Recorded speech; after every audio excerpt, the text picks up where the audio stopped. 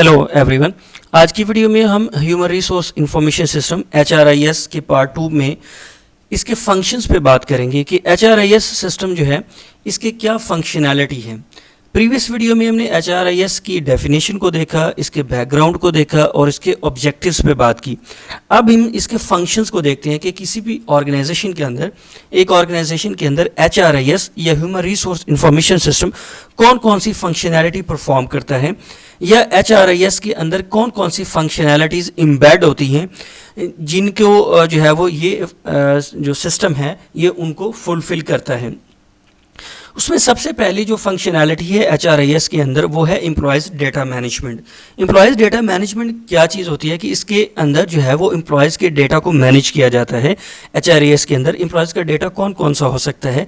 किसी भी एम्प्लॉय की पर्सनल इन्फॉर्मेशन हो सकती है जिसमें उसका नाम है, उसका एड्रेस है, उसकी क्वालिफ़िकेशन है, उसकी एक्सपीरियंस है, उसकी स्किल्स है, उसका मैरिटल स्टेटस है, उसका एड्रेस है। ये सारी की सारी किसी भी एम्प्लॉय की पर्सनल इन्फॉर्मेशन है।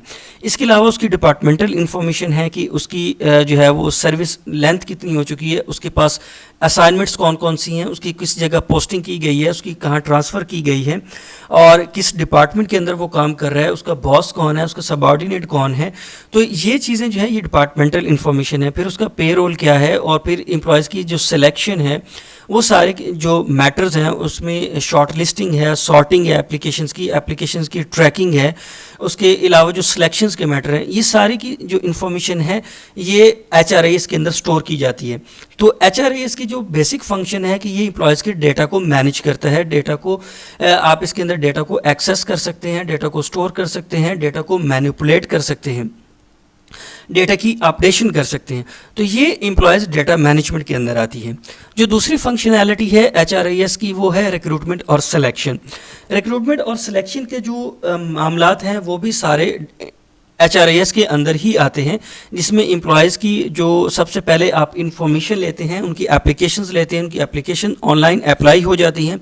अप्लाई होने के बाद फिर उनकी शॉर्ट लिस्टिंग होती है, शॉर्ट लिस्टिंग या उनकी सॉर्टिंग की जाती है या उनकी प्रायोरिटाइज़ किया जाता है या उनकी स्किल्स या एक्सपीरियंस या नॉलेज की बेस पे एक फ़ाइनल लिस्ट जनरेट की जाती है थ्रू HRIS।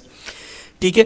इसके बाद जो लीव और अटेंडेंस मैनेजमेंट है वो भी HRIS के अंदर होते हैं कि एम्प्लॉयज़ की जो है चेक इन चेकआउट का रिकॉर्ड होता है, उनकी अटेंडेंस की डिटेल्स होती हैं, फिर उनकी जो एब्सेंस है उनको भी रिकॉर्ड किया जाता है, जो उनकी लीव्स हैं उनको भी रिकॉर्ड किया जाता है। इसके अलावा जो HRIS सिस्टम के अंदर जो फंक्शनैलिटी होती है वो पोस्टिंग और ट्रांसफ़र की होती है। पोस्टिंग और ट्रांसफ़र का क्या मतलब है कि इसके अंदर एम्प्लॉयज़ की डिटेल्ड इन्फॉर्मेशन होती है कि एम्प्लॉयज़ की किस जगह पोस्टिंग की गई, वहाँ उसकी सर्विस लेंथ कितनी रही, फिर उसके बाद उसको कहाँ ट्रांसफ़र कर दिया गया।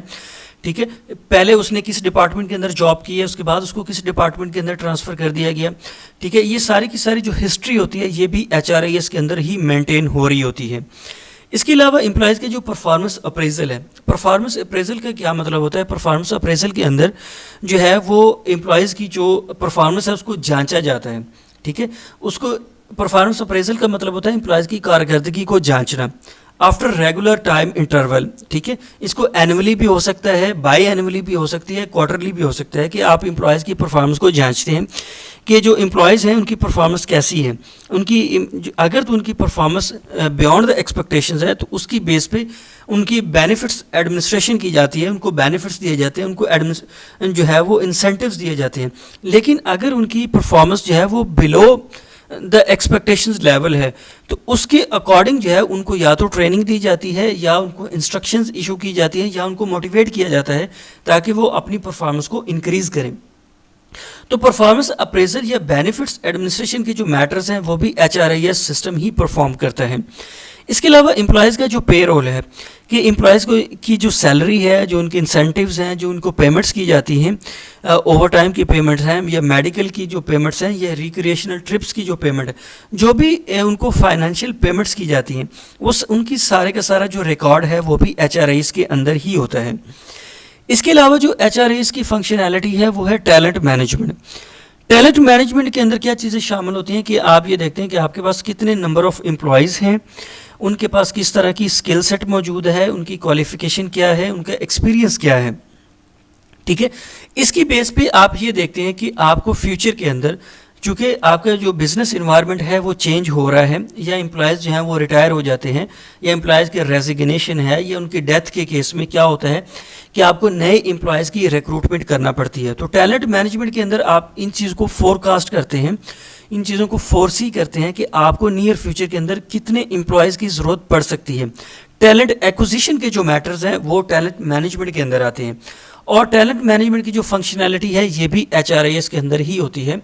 ह्यूमन रिसोर्स इंफॉर्मेशन सिस्टम जो है इस फंक्शनैलिटी को भी परफॉर्म करता है। इसके अलावा डेटा आर्काइविंग, डेटा आर्काइविंग के अंदर क्या होता है कि आप एम्प्लॉयज़ की इंफॉर्मेशन को स्टोर करते हैं, उनको आर्काइव करते हैं फॉर लॉन्गर टाइम पीरियड। उसका क्या मतलब होता है कि जो एम्प्लॉयज़ का डेटा है आप उनका बैकअप भी जनरेट करते हैं, कि अगर आपकी मास्टर फाइल जो है वो किसी वजह से करप्ट होगी या उसके अंदर से डेटा डिलीट हो गया, तो अगर आपको आप डेटा की ज़रूरत है तो आप जो आपने बैकअप डेटा बनाया था, जिस जगह आपने डेटा आर्काइविंग की थी, जो आपने बैकअप रिपोजिटरी में डेटा रखा था, वहाँ पे आप डेटा को एक्सेस कर सकते हैं। ठीक है, तो इस सूरत में जो आपका फाइल है वो लॉस नहीं होती, डेटा लॉस नहीं होता, बल्कि बैकअप जो है वो मौजूद रहता है। उस बैकअप डेटा को आप किसी भी वक्त एक्सेस कर सकते हैं। इसके अलावा जो HRIS की फंक्शनैलिटी है, जो इसके फंक्शन परफॉर्म करता है, वो ये है कि रिपोर्ट्स जनरेशन और डेटा एनालिसिस। चूँकि ये HRIS जो है ये एक सॉफ्टवेयर होता है, ये एप्लीकेशंस होती हैं, IT एप्लीकेशंस होती हैं, और इन एप्लीकेशंस के थ्रू या इस सॉफ्टवेयर के थ्रू आप रिपोर्ट्स को जनरेट कर सकते हैं। आपके पास एम्प्लॉयज़ का स्टैटिस्टिकल डेटा आ रहा होता है, उस डेटा को एनालिसिस करके आप डिसीजन मेकिंग कर सकते हैं।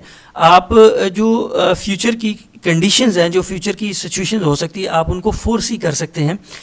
जैसे कि टैलेंट मैनेजमेंट के अंदर हमने देखा कि आप इन चीज़ों की इंफॉर्मेशन जो है वो ले सकते हैं, उस इंफॉर्मेशन को एनालाइज कर सकते हैं कि आपको नियर फ्यूचर के अंदर किस तरह के एम्प्लॉयज़ की ज़रूरत पड़ सकती है, या किस तादाद में आपके एम्प्लॉयज़ यहाँ वो रिटायर हो जाएंगे, और उनकी जगह पे आपको नए एम्प्लॉयज़ को रिक्रूटमेंट करनी है, उनकी ट्रेनिंग करनी है, आपको बैकअप तैयार करना है एम्प्लॉयज़ का।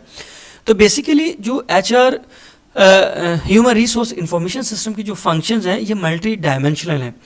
इसके अंदर एम्प्लॉयज़ के सारे जो है वो डेटा को स्टोर किया जाता है, उनकी इन्फॉर्मेशन को स्टोर किया जाता है, और उनकी जो भी इंफॉर्मेशन है कि वो उनकी कब अपॉइंटमेंट हुई, किस डिपार्टमेंट के अंदर अपॉइंटमेंट हुई, उनकी लीव मैनेजमेंट सिस्टम है, उनकी परफॉर्मेंस अप्रेजल है, उनके अंदर उनका पे रोल है, फिर डेटा आर्काइविंग है, फिर रिक्रूटमेंट और सिलेक्शन है। तो इसके अंदर ह्यूमन रिसोर्सेज का डिटेल्ड डेटा जो है वो मौजूद होता है। इसीलिए जो है ह्यूमन रिसोर्स इंफॉर्मेशन सिस्टम जो है इसकी मल्टीपल फंक्शंस हैं। तो ये आज हमने इस वीडियो में इसके सारे के सारे फंक्शन को डिस्कस किया कि कौन से ऐसे इंपॉर्टेंट फंक्शंस हैं जो कि ह्यूमन रिसोर्स इंफॉर्मेशन सिस्टम जो है वो परफॉर्म करता है। I hope you understand my point. Please subscribe my channel. Thank you very much.